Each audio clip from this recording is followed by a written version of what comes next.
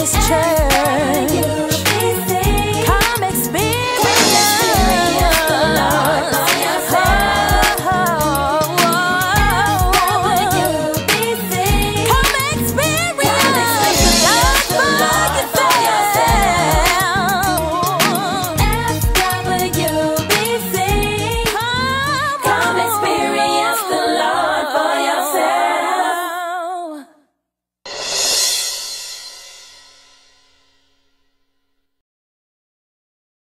I mean, hate is all that they do. And I'm trying to figure that thing out, because you can be nice to folk who are nasty to you.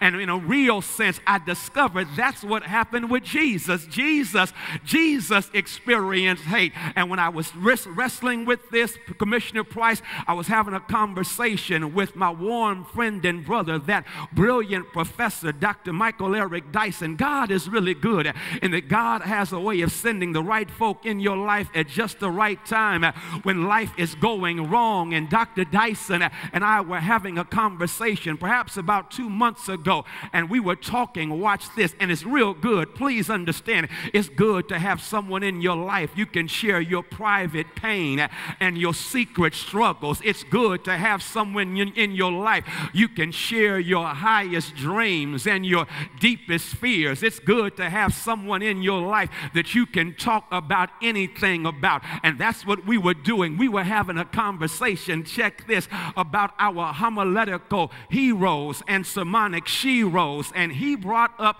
my own late great mentor, Manuel Scott Sr., Uncle M. And he brought up Dr. Scott, and he shared with me, don't miss this, a sermon that Dr. Scott preached that I did not hear. I think I am the scholar when it comes to Manuel Scott. I am a thank you Lordy graduate of the University of Manuel Scott. That's my main man and mentor. And yet here is Michael Eric Dyson testifying that while he was at Tabernacle Baptist Church in Detroit, Michigan, pastored by the late great Dr. Fred G. Sampson, that Dr. Scott came and did a revival. And he said one of the coldest sermons he ever heard Doc preach was a sermon that I did not hear. It's a sermon called, watch this, the Fifth Gospel. I don't know if you heard that, Uncle M, the fifth gospel. I'm tripping. I said, Mike, what did he mean, the fifth gospel? And that's when Mike broke that thing down and said, Dr. Scott sagaciously suggested that when you look at the gospels, you have four. Yeah, the gospel according to Matthew, Mark, Luke, and John.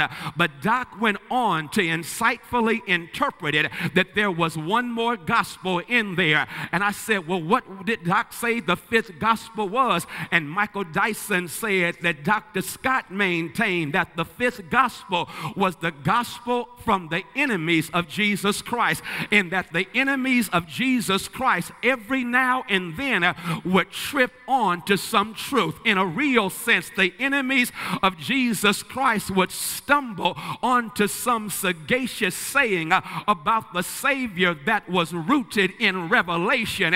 Even the enemies of Jesus did that, and as soon as Dyson gave me that remix, I immediately did my own sermonic search. I began a homiletical hunt for what the enemies of Jesus had to say about him. And so I hope you don't mind if I just spend a little while talking about the gospel according to haters, because you do recognize if you are about something, you're going to deal with people who ain't about nothing, who are going to come at you and hate on you. I got to give it to you like this. The only way that you're going to avoid being criticized and hated is you got to be about nothing. As a matter of fact, one proverb said, if you want to avoid criticism, you've got to say nothing, you've got to do nothing, and you've got to be nothing, because nothing from nothing leaves nothing. And the only people who never get criticized, the only people who never get hated on are the people who ain't saying nothing, ain't doing nothing, ain't about nothing, and nothing from nothing has made. Am I preaching to y'all not get this? Baptist Church.